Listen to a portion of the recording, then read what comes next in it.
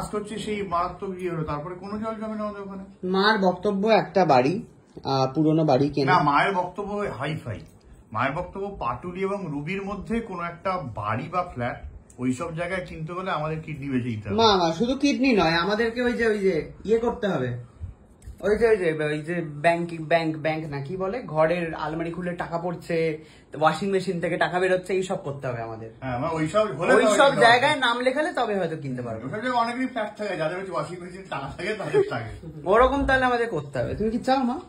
আস্তে আস্তে জমাবো। তুমি তাহলে বলো কি করে জমাবেটা কি করে? খুন করে করতে করতে হবে। ততদিনে আর কেউ বেঁচে থাকবো না, আমি শেষ। আমার মরার আগে বাড়িটা লিখে দি বলে সই করেই মরে যাবো আমি।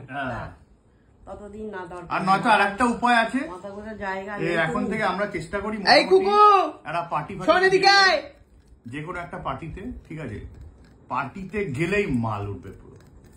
প্রচুর কোনো একটা পার্টি পলিটিক্স। এই শোন না, কিছু টাকা দিবি? আমি টাকা কোথায় পাবো?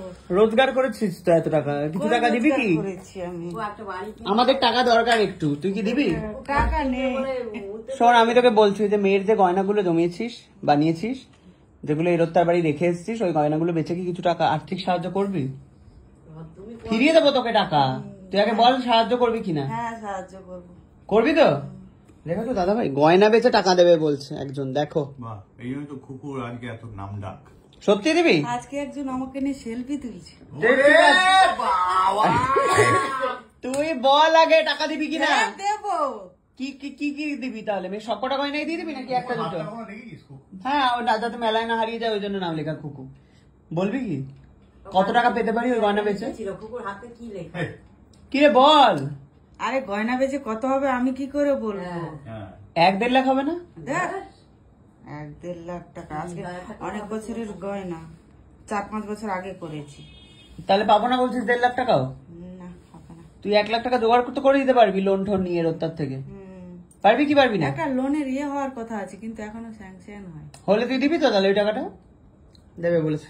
ব্যাস, খুকু দিয়ে দিল 1 লাখ টাকা। মা তাহলে এবার আমরা কিনে ফেলি পাটুলিতে একটা বাড়ি। আপনারা যারা আছেন প্রত্যেকে 1 টাকা করে আমাদের। এই সেম কথাটা আমি বলেছিলাম, ভবিষ্যতে আমাদের যদি দরকার পড়ে, আপনাদের কাছে আর্থিক সাহায্য চাইবো, তো 1 টাকা করে আমাদেরকে একটু গুগল পে করে দেবেন। 1 টাকা বা 10 টাকা করে প্রত্যেকে পাঠান। হ্যাঁ, 10 টাকা তো দিতেই পারে। 10 টাকা তো প্রত্যেকে দিতেই পারে। বলছি 1 লাখ টাকা যদি 1 লাখ জন মানুষ যদি 10 টাকা করে দেয় কত টাকা হয়? গুণ কর।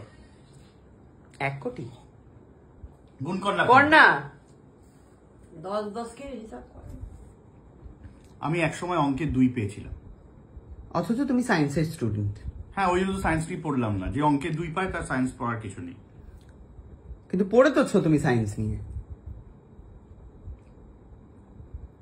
10 লাখ।